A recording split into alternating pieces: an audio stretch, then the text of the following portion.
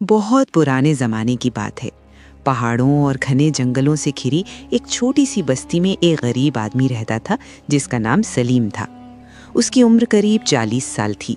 चेहरा मेहनत से काला पड़ चुका था और कपड़े हमेशा धूल से भरे रहते थे, मगर उसकी आंखों में अजीब सी सच्चाई और दिल में अल्लाह पर पूरा भरोसा था। सलीम के घर की हालत बहुत ख़राब थी। उसकी बीवी और 2 छोटे बच्चे अक्सर आधे पेट ही सो जाते थे। कभी दिन भर की मेहनत के बाद 2 रोटियां मिल जाती तो कभी खाली हाथ लौटना पड़ता। लेकिन एक बात थी जो सलीम को बाकी लोगों से अलग बनाती थी। वो हर हालत में नेकी और सच्चाई का रास्ता नहीं छोड़ता था। एक दिन सुबह सुबह वो जंगल की तरफ निकल पड़ा। उसने सोचा कि शायद लकड़ियां काटकर शहर के बाजार में बेच दूं तो घर के लिए थोड़ा खाना आ जाएगा। सूरज अभी पूरी तरह निकला भी नहीं था और जंगल में हल्की ठंडी हवा चल रही थी। पेड़ों पर बैठी चिड़ियां चहचहा रही थीं और दूर कहीं से पानी बहने की आवाज आ रही थी। सलीम थका हुआ धीरे धीरे जंगल के अंदर बढ़ता जा रहा था। तभी अचानक उसे किसी पक्षी की दर्द भरी आवाज सुनाई दी। वो रुक गया और ध्यान से सुनने लगा। आवाज एक पुराने पेड़ के नीचे से आ रही थी। जब वो वहां पहुंचा तो उसने देखा कि एक काली कोयल जमीन पर तड़प रही थी।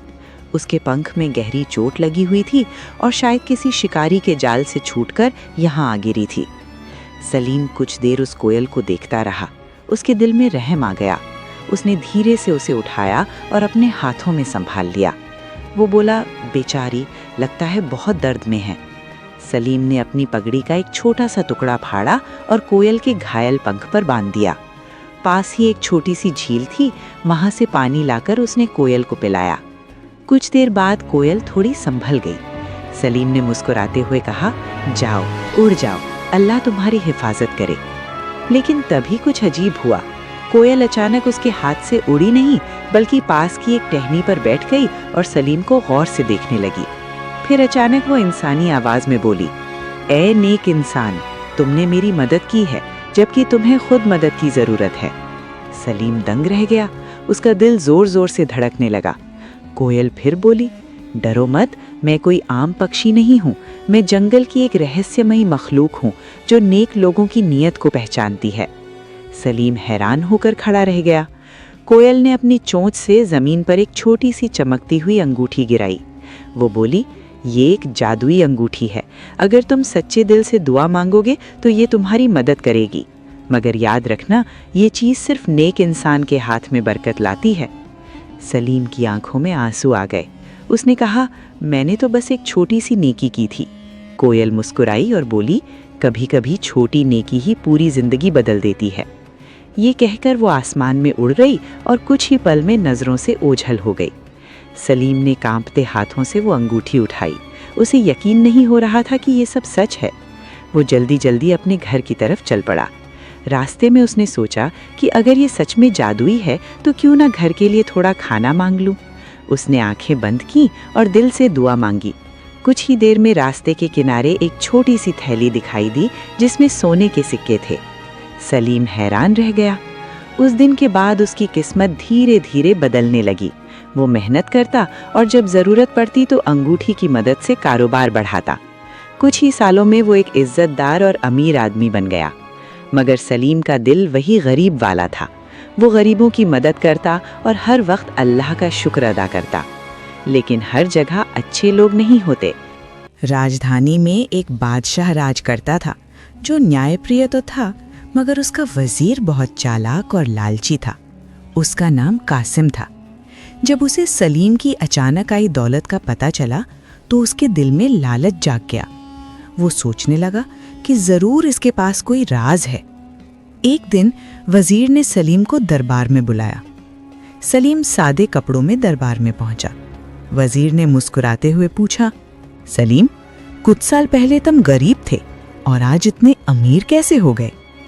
सलीम ने सच्चाई छुपाने की कोशिश की, मगर वजीर बहुत चालाक था। उसने बातों बातों में सलीम से वो अंगूठी देख ली। फिर उसने धोखे से उसे अपने पास रख लिया और कहा, ये अंगूठी अब शाही खजाने की अमानत है। सलीम कुछ नहीं कर सका। वजीर अंगूठी लेकर बहुत खुश हुआ। उसने सोचा, अब मैं दुनिया का सबसे अमीर आदमी बन जाऊंगा। मगर उसने ये नहीं समझा कि जादुई चीजें सिर्फ नेक दिल लोगों के लिए होती हैं। उसने अंगूठी पहनकर बहुत सारी दौलत मांगनी शुरू कर दी। पहले तो सब ठीक रहा, मगर कुछ ही दिनों बाद अजीब घटनाएं होने लगीं।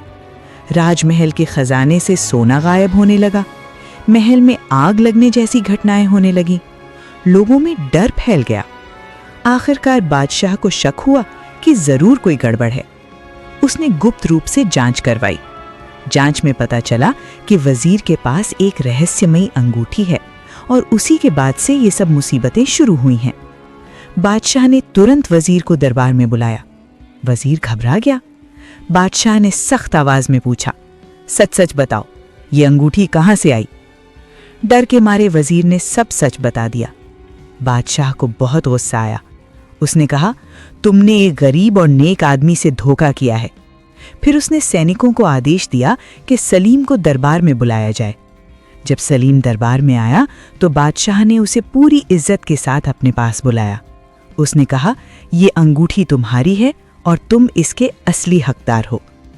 फिर उसने वजीर को उसकी चालाकी और धोखे की सजा दी और उसे पद से हटा दिया। इसके बाद बादशाह ने सलीम से कहा, तुम जैसे नेक इंसान इस सल्तनत के लिए मिसाल हैं। उसने सलीम को बहुत बड़ा इनाम दिया और उसे राज्य के गरीबों की मदद करने का जिम्मा सौंप दिया। सलीम की आंखों में आंसू आ गए। उसने आसमान की तरफ देखते हुए कहा, ऐ मालिक, तेरी रहमत का कोई हिसाब नहीं। एक छोटी सी नेकी ने मेरी पूरी जिंदगी बदल दी। उस दिन के बाद सलीम और भी ज्यादा नेकी करने लगा और लोग दूर दूर से उसकी कहानी सुनने आते थे, क्योंकि सच यही है कि दुनिया में कभी भी की गई छोटी सी नेकी भी कभी बेकार नहीं जाती। कभी ना कभी, किसी न किसी रूप में वो इंसान की जिंदगी जरूर बदल देती है।